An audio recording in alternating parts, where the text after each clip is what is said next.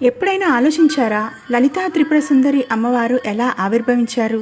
ఈ అద్భుతమైన కథ బ్రహ్మాండపురంలోని లలితోపాఖ్యానంలో వివరించబడింది. ఆ కాలంలో దేవతలకు ఒక ముఖ్యమైన పని కోసం శివుని తపస్సును భంగం చేయమని మన్మధుడును పంపించారు.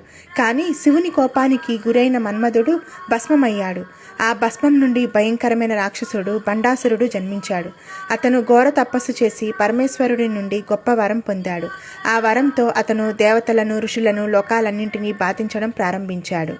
చివరకు దేవతలందరూ కలిసి ఒక మహాయాగం నిర్వహించారు. అప్పుడు ఆ యజ్ఞాగ్నిలో నుంచి కోటి సూర్యుల కాంతిలా ప్రకాశిస్తూ శ్రీ లలితా మహాత్రిపుర సుందరి అమ్మవారు ఆవిర్భవించారు. అమ్మవారి చేతుల్లో పాశం, అంకుశం, చెరుకుగడ, విల్లు, పుష్పబాణాలు ధరించిన అపూర్వ సౌందర్యంతో దర్శనమిచ్చారు. దేవతల కోరిక మేరకు అమ్మవారు తన దివ్యసేనతో కలిసి బండాసురుడిపై యుద్ధానికి బయలుదేరారు.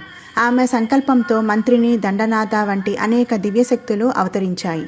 ఆ మహాయుద్ధం అనేక రోజుల పాటు కొనసాగింది.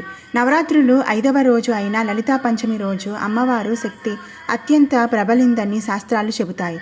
ఆ రోజున దేవతలు ప్రత్యేకంగా అమ్మవారిని ఆరాధించి ఆమె ఆశీర్వాదం పొందారు. చివరకు అమ్మవారు మహాకామేశ్వర అస్త్రం ప్రయోగించి బండాసురుడిని మరియు అతని నగరం శూన్యకపురాన్ని దహనం చేశారు. అలా దేవతలకు, లోకాలకు మళ్ళీ శాంతి కలిగింది.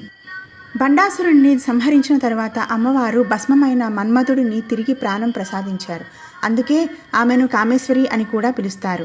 ఈ దివ్య మహిమను స్మరించుకుంటూ చైత్రమాసంలో మొదటి 9 రోజులు భక్తి శ్రద్ధలతో వసంత నవరాత్రులు అంటే లలితా నవరాత్రులు జరుపుకుంటారు. ముఖ్యంగా 5వ రోజు లలితా పంచమి రోజు ఎంతో విశేషంగా పూజలు చేస్తారు.